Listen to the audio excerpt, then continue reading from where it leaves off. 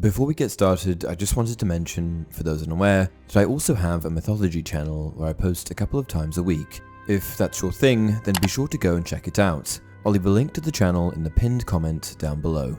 Hey everyone, welcome to another installment of Harry Potter Theory. In today's video, we're going to be discussing Lavender Brown, Fenrir Greyback, the Battle of Hogwarts, and werewolves. More specifically, we're going to be discussing the fan theory that Lavender Brown becomes a werewolf. I'll give you the theory first, then I'll provide you with my thoughts. First things first, what are werewolves?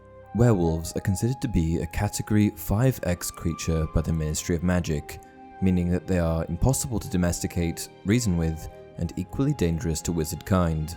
Werewolves suffer from a condition called lycanthropy, and it's this condition that forces them to transform from a more human form into their more violent, wolf-like form at the first sign of a full moon. While in their werewolf form, werewolves have no awareness of who they are interacting with. This means that even the friends and allies of a werewolf aren't safe during a full moon.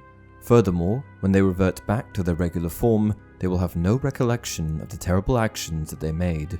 Notable werewolves from the series include Remus Lupin and Fenrir Greyback. However, Lupin contains his condition somewhat with a wolfsbane potion. What's interesting about Fenrir, however, is that even his human form appears to be mostly werewolf at this stage, unlike Lupin, who looks just like any other wizard. Perhaps the most unfortunate aspect of werewolves in Harry Potter is the stigma placed on them by the rest of the wizarding world. Werewolves are oppressed, and the majority of witches and wizards look at them like scum. They're diseased, and they have no place in regular society. Lupin describes it accurately. "You have only ever seen me amongst the Order, or under Dumbledore's protection at Hogwarts. You don't know how most of the wizarding world sees creatures like me.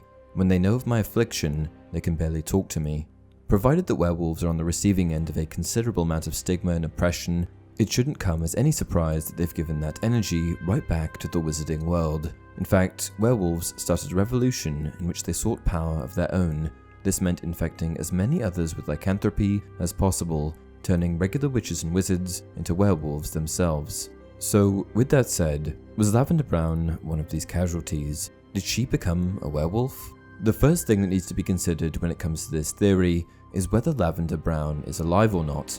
The thing about Lavender is that it's never explicitly stated whether she's dead or alive after the Battle of Hogwarts. The book doesn't give us that information, and the film suggests it, but it isn't confirmed. Lavender is only presumed dead, which is what brings some level of validity to the theory that, after being bitten by Fenrir Greyback, Lavender became a werewolf. In order to become a werewolf, you need to get bitten by one, and Lavender certainly was. So, is the theory plausible? As it turns out, there's one more important ingredient that's required in order for someone to be properly infected with lycanthropy: a full moon. Per Pottermore, to become a werewolf, it is necessary to be bitten by a werewolf in their wolfish form at the time of the full moon. When the werewolf's saliva mingles with the victim's blood, contamination will occur. This raises another question. Was Lavender bitten during a full moon? Did the Battle of Hogwarts occur during a full moon? Based on both Lupin and Fenrir's untransformed state during the battle, we should be able to quite easily deduce that there was in fact no full moon.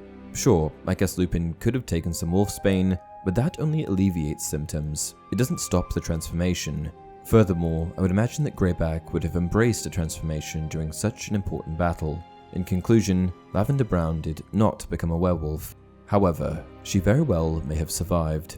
And that's it for this video. If you enjoy the content, please like the video and subscribe to the channel. Until next time, it is the quality of one's convictions that determine success, not the number of followers.